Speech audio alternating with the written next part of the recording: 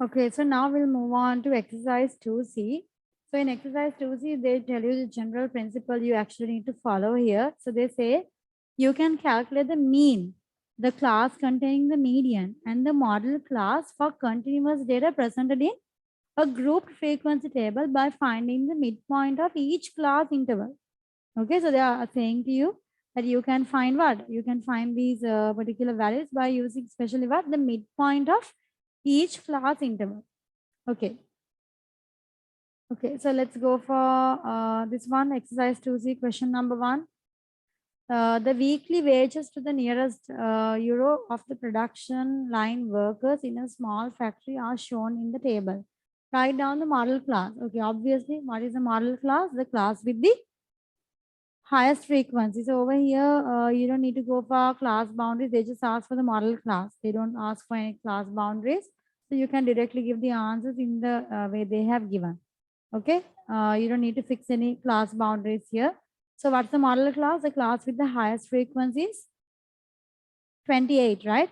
So which is, what is the class? Model class is 351 to 400. That is the model class. Calculate an estimate of the mean wage. How do you get the estimate of the mean wage? They do tell you that you have to find what? The midpoint of each class interval. So midpoint of each class interval is your x value. Shall we calculate the midpoint?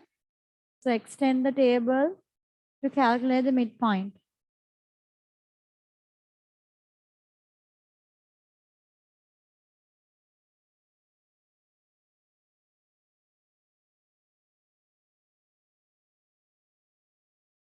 Extend the table.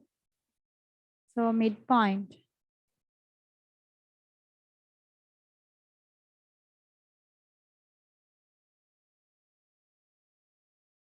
X and then fx, because you need to get fx as well, isn't it? Sigma fx, it's a frequency table. Mean will be sigma fx over sigma f. So you have to fill this table along with the midpoints and the fx value. Can I know the midpoint of 175 and 120, 225? Add the two values and divide by 2. How much? 200. 226 plus 300 divide by 2 is 263. 301 plus 350 divide by 2, 325.5. 351 plus 400 divide by 2, 375.5. 401 plus 500 divide by 2,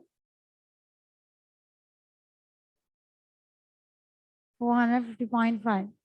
Then let's calculate fx. How do we calculate fx? Fx is when you multiply the frequency with the midpoint. So what do you get here? 4 times 200, 800, 8 times 263, 2104. 18 times 325.5,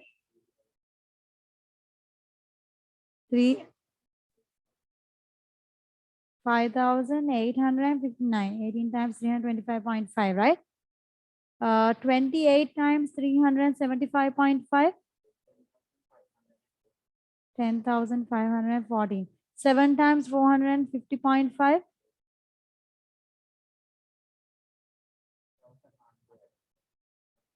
3,153.5. So now we can go for our mean. Mean equals to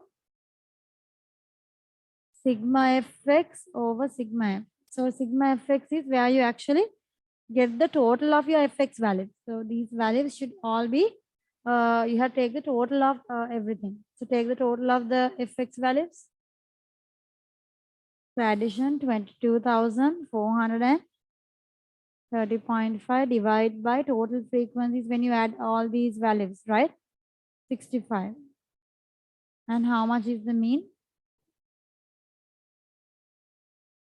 45.1, correct, to 1 dp.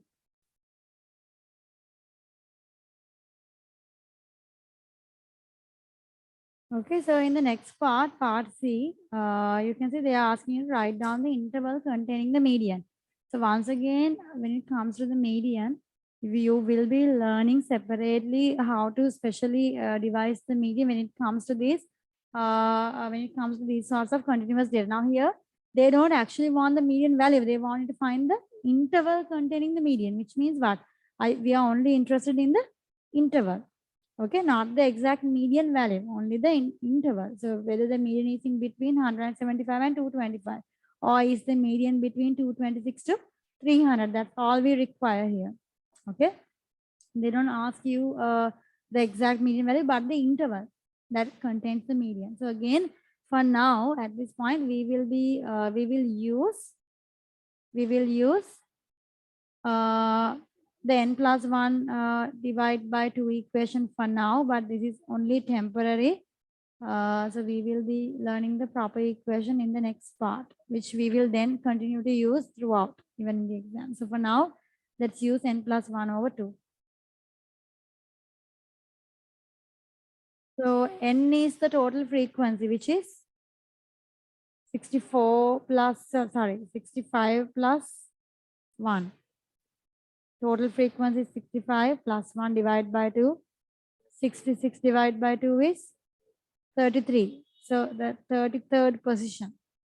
Okay, you have to see which interval it follows. Now, when you write the frequencies, when you match the frequencies, where do you get the 33rd position? So easiest way to do this is actually by looking what?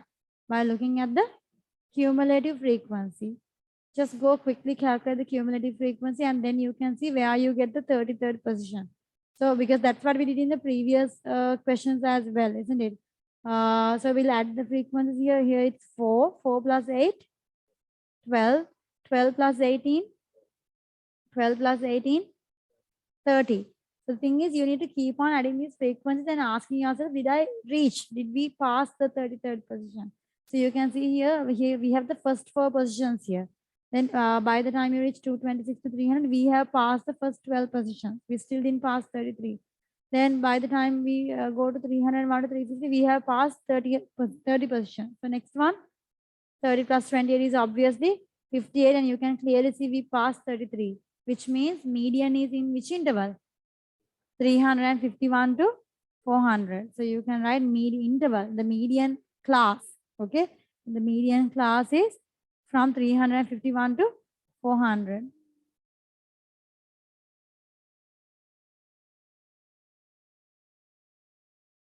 So in the later section of this book, you will be finding how to get the exact median even from the class, even from this group.